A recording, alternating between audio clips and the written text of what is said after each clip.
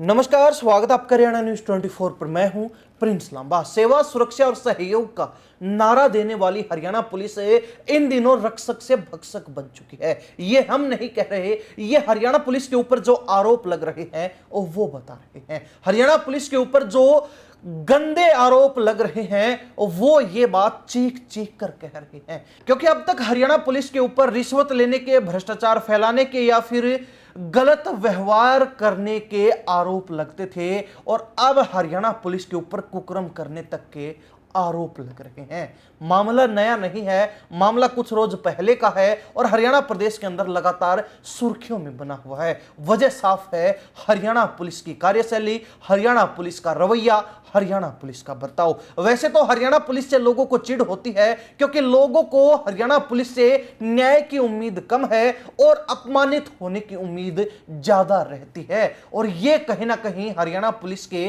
रवैये के कारण, हरियाणा पुलिस के बर्ताव के कारण है। लेकिन इस बार पुलिस महकमे पर जो आरोप लगे हैं वो बेहद गंभीर हैं, और वो कहीं ना कहीं हरियाणा पुलिस की मिट्टी पलीत करवाने के लिए भी काफी है। इस बात को पुलिस महकमे के अफसर भली भांति जानते हैं, जिन्होंने समय रहते इस मामले को संभाल लिया और इस मामले को और भी ज्यादा पेचीदा व गंभीर बनने से पहले ही एसआईटी गठित करके जांच शुरू करवा दी। अब आखिर पूरा मामला क्या है, कैसे जो है हरियाणा पुलिस के ऊपर कुकर्म करने के आरोप लग गए, कैसे हरियाणा पुलिस के ऊपर रक्षक से भक्षक बनने के आरोप लग गए, कैसे हरियाणा पुलिस के ऊपर उनकी मानसिकता इतनी भोंदी, इतनी ओछी और इतनी गिरी हुई होने के आरोप लग रहे हैं, विस्तार से आपको बताते हैं। मामला कुरुक्षेत्र के लाडवा थाने का है, जिसको अब लाडवा थाना कांड के नाम से भी जाना जा रहा है। युवक ने शिकायत की कि उसकी बाई टांग में बोन कैंसर है और वह कीमोथेरेपी करा रहा है, यानी कि अपनी बीमारी का इलाज ले रहा है।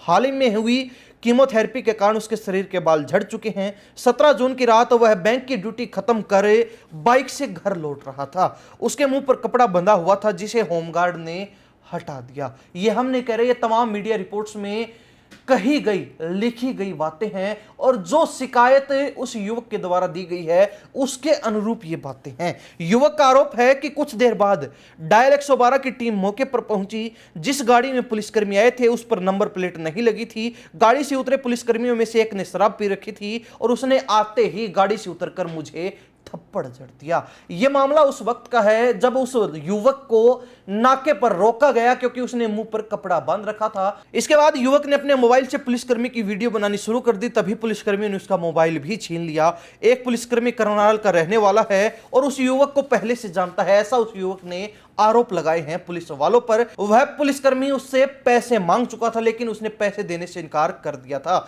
युवक ने बताया कि इसके बाद उसे जबरन लाडवा थाने ले जाया गया और उसकी बाइक को इंपाउंड कर दिया गया। थाने में उसे पहले करीब आधे घंटे तक बैठा कर रखा गया। बाद में रात के समय उसे कमरा नंबर 4 में ले जाया गया, जहां उसके साथ मारपीट की गई। इसके बाद 2 एसआई और एक होमगार्ड ने उसके कपड़े उतरवाए और उसके साथ दुर्व्यवहार किया। युवक के अनुसार उसने पुलिसकर्मियों को बताया था कि उसे कैंसर है और उसकी टांग में चोट न पहुंचाई जाए। इस पर पुलिसकर्मी ने कहा कि वे उसे दिखाई देने वाली चोट नहीं बल्कि गुम चोट मारेंगे, और उन्होंने यानी कि पुलिस वालों ने कैंसर वाले हिस्से को जूतों से रगड़ा।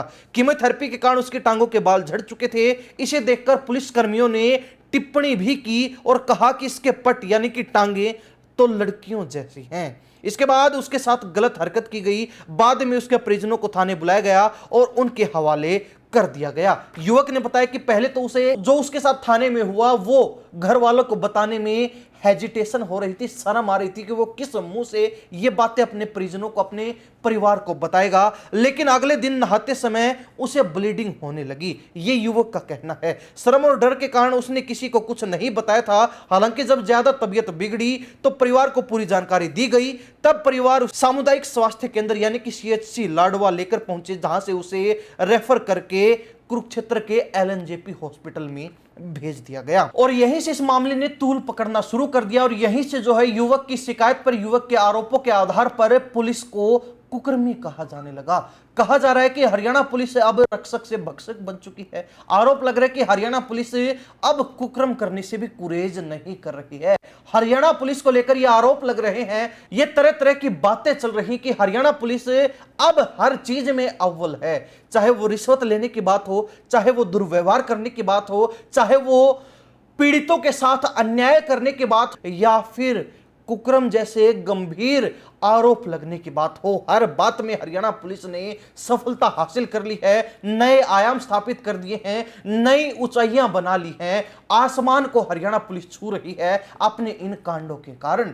लेकिन खास बात यह है कि इससे हरियाणा पुलिस की बड़ाई नहीं बल्कि बदनामी हो रही है। इससे हरियाणा पुलिस के साख में ऊंचाई नहीं आ रही बल्कि गिरावट आ रही है। इससे हरियाणा पुलिस के ऊपर भरोसा बढ़ नहीं रहा बल्कि भरोसा गिर रहा है। इससे लोग हरियाणा पुलिस से करीबियां नहीं बढ़ा रहे बल्कि हरियाणा पुलिस से दूरियां बना रहे हैं, जो साफ दर्शाता है कि हरियाणा पुलिस की वैल्यू लोगों की नजरों में शून्य हो चुकी है। हालांकि हरियाणा पुलिस के जो बड़े अधिकारी हैं वो इस तरीके के मामलों से निपटने के लिए तत्काल प्रभाव से एक्शन लेते हैं और इस मामले में ऐसा देखने को मिला है। एसपी चंद्रमोहन ने बताया कि आरोपी पुलिसकर्मी एएसआई संजीव कुमार, एएसआई राजेंद्र कुमार और होमगार्ड सुमित को सस्पेंड कर दिया गया, जिनके ऊपर युवक ने कुकर्म करने के थाने के अंदर आरोप लगाए थे।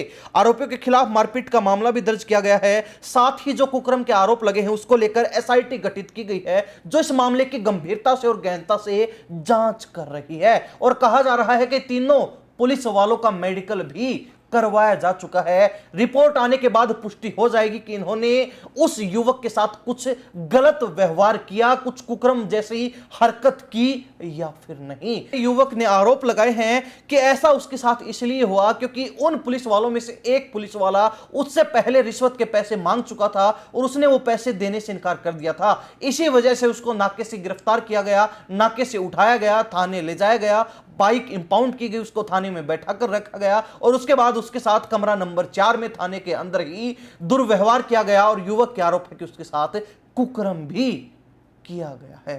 खैर, इस मामले में फिलहाल किसी नतीजे पर नहीं पहुंचा जा सकता क्योंकि एसआईटी गठित है और इस मामले की गहनता से जांच की जा रही है। लेकिन आरोप यह भी लग रहे हैं कि पुलिस वाले पुलिस वालों को बचाने के लिए, इस मामले को दबाने के लिए पूरी कोशिशें कर रहे हैं। यह तो जांच के बाद ही पता चल पाएगा कि हकीकत क्या है, असलियत क्या है, इन बातों में कुछ दम है या फिर नहीं। लेकिन इतना जरूर है कि हरियाणा पुलिस के ऊपर इन दिनों जिस जिस तरीके के आरोप लग रहे हैं, हरियाणा पुलिस के इन दिनों जिस जिस तरीके के कांड सामने आ रहे हैं, उससे कहीं ना कहीं हरियाणा पुलिस मुंह दिखाने लायक नहीं बची है। हरियाणा पुलिस लोगों के बीच जाकर कानून की दुहाई देने लायक नहीं बची है। हरियाणा पुलिस किसी व्यक्ति को जाकर यह कहने लायक नहीं बची है कि आपको कानून का पालन करना चाहिए, क्योंकि जब खुद कानून के रखवाले, खुद लोगों के रक्षक ही भक्षक बने बैठे हैं, भक्षक बनने के उनके ऊपर आरोप लग रहे हैं, कुकर्म करने जैसे, वो भी थाने में उनके ऊपर गंभीर आरोप लग रहे हैं,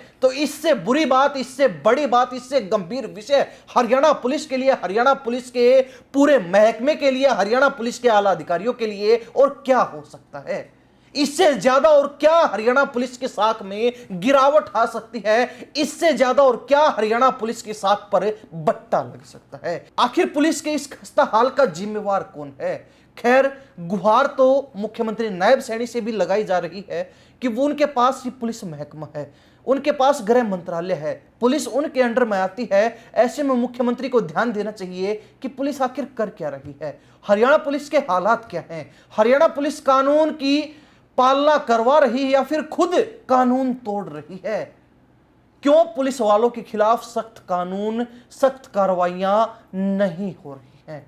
इस बात का जवाब खुद मुख्यमंत्री नायब सैनी को देना चाहिए, क्योंकि यहां सिर्फ बदनामी पुलिस महकमे की नहीं, हरियाणा सरकार की भी हो रही है। हरियाणा सरकार के मुखिया मुख्यमंत्री नायब सैनी हैं, तो ऐसे में कहीं ना कहीं जवाबदेही तो उनको भी अपनी तय करनी चाहिए, जवाब तो उनको भी देना चाहिए कि आखिर कौन सी ऐसी कमियां हैं जिस वजह से हरियाणा पुलिस का स्तर इतना गिर चुका है। हरियाणा पुलिस इस कदर जो है इतने गंभीर आरोपों में फंसी हुई है। क्यों इन दिनों हरियाणा प्रदेश के अंदर इतने कांड, हरियाणा पुलिस के ऐसे कारनामे देखने को मिल रहे हैं, हरियाणा प्रदेश के अंदर ऐसे ऐसे घोटाले देखने को मिल रहे हैं? कहीं ना कहीं कमी जरूर है, चाहे वो मुख्यमंत्री में हो, चाहे सरकार में हो, चाहे महकमे में हो या फिर सरकारी कुर्सियों को तोड़ रहे सरकारी अधिकारियों, कर्मचारियों में हो। खैर, कमी आपको लगती कहां है, ये तो हरियाणा प्रदेश की जनता कमेंट के माध्यम से जरूर तय कर देगी। इन्हीं सब बातों के साथ मैं प्रिंस लांबा, हरियाणा न्यूज 24। नमस्कार, जय हिंद।